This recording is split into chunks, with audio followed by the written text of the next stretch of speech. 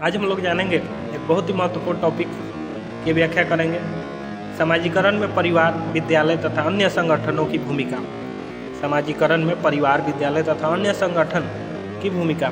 Discuss the role of family, school and other organisation in socialisation. जन्म के समय बच्चा न तो सामाजिक होता है और न ही समाज विरोधी, केवल सामाजिक होता है।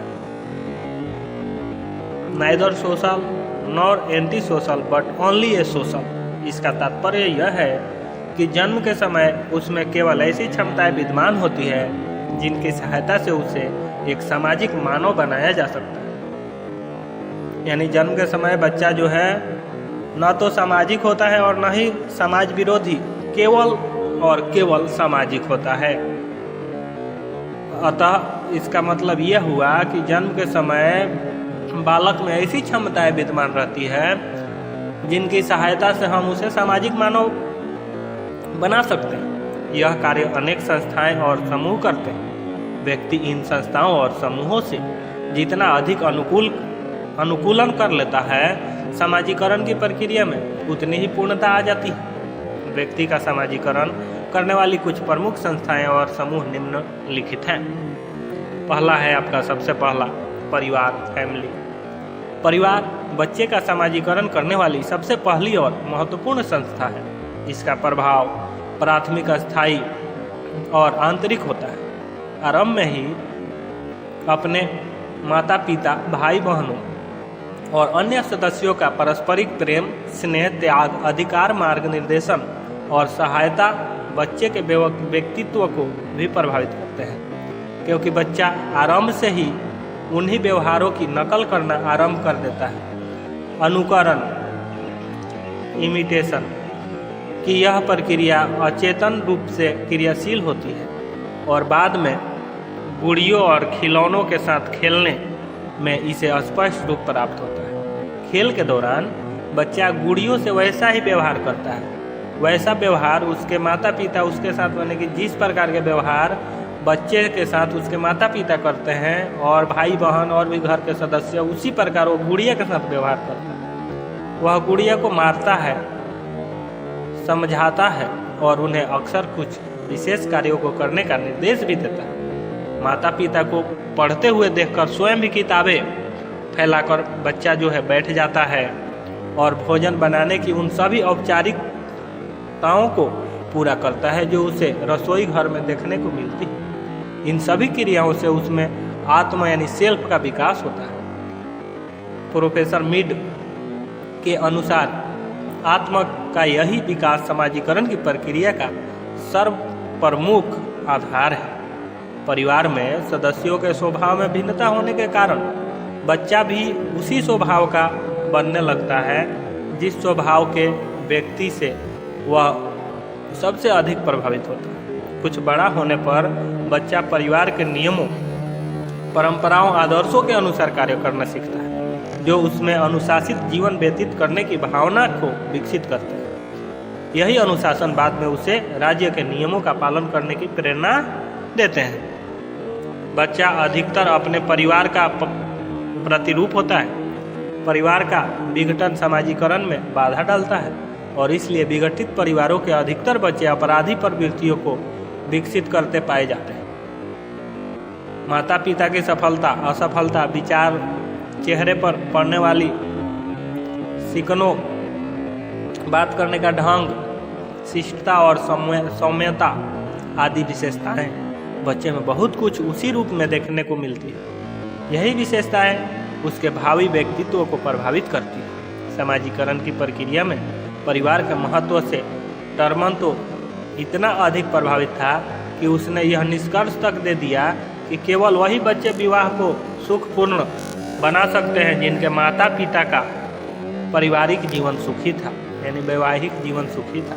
इसी तरह हेली और ब्रोनर का कथन है, अधिकतर बाल अपराधी उन्हीं परिवारों से मिलते हैं जहां सामाजिक संबंधों की स्थापना में बाधा पड़ रही हो। ऐसा इसलिए होता है कि विघटित परिवारों के बच्चे का समाजीकरण करने में असमर्थ रहते हैं अथवा अधिक सफल नहीं हो पाते।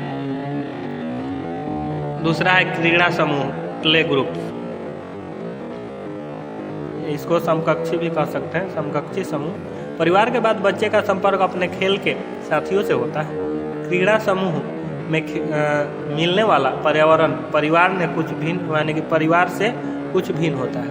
उसे उन बच्चों से अनुकूलन करना पड़ता है जो विभिन्न आदर्श, रुचि और स्वभाव के होते हैं। तो ये है क्रीड़ा समूह, इसको आप जो है नोट्स के रूप में बना सकते हैं। इसके बाद आता है पड़ोस, पास पड़ोस जो होता है नेबाउरिंग ग्रुप। बच्चे के समाजीकरण में पड़ोस का योगदान भी कम नहीं होता है। पड़ोस के व्यक्ति साधारणतः बच्चे से विशेष स्नेह रखते हैं, लेकिन तो न भी समय समय पर उनके व्यवहारों के अनुसार ही उनकी प्रशंसा या आलोचना भी करते हैं। ऐसा भी है ना। पड़ोस में ही हास्य और व्यंग के माध्यम से एक बच्चे को अपनी परंपराओं के अनुसार व्यवहार करने की सीख दी जाती है। अब इसके बाद आता है आपका शिक्षण संस्थाएं, एजुकेशनल इंस्टीट्यूशन। शिक्षण संस्थाओं का वास्तविक प्रभाव बच्चे के किशोरावस्था में प्रवेश करने के बाद से प्रारंभ हो जाता है। तो आप जो है शिक्षण संस्थाओं पे भी यहाँ पे ये स्लाइड करके दिखा दिया जा रहा है, जिसको नोट्स के रूप में बना सकते हैं। अब इसके बाद हम लोग जानेंगे आगे विवाह, मैरिज। तो वैवाहिक जीवन को व्यक्ति का नवीन जीवन कहा जाता है, क्योंकि इसका आरंभ होते ही व्यक्ति को अपने और पत्नी के बीच एक नया संतुलन स्थापित करना पड़ता है। तो इससे भी जो है टॉपिक का जो है शॉर्ट नोट्स भी आप यहाँ बना सकते हैं। आर्थिक संस्थाएं हैं 6 नंबर में। विवाह के बाद बहुत सी संस्थाएं और समितियां व्यक्तित्व को प्रभावित करती हैं।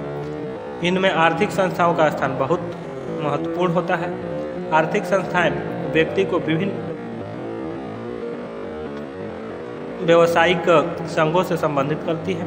इन संस्थाओं के द्वारा प्रतिस्पर्धा, सहयोग, सहकारिता, समायोजन आदि के सिद्धांतों को सीखकर समाज से अनुकूलन करना सरल हो जाता है।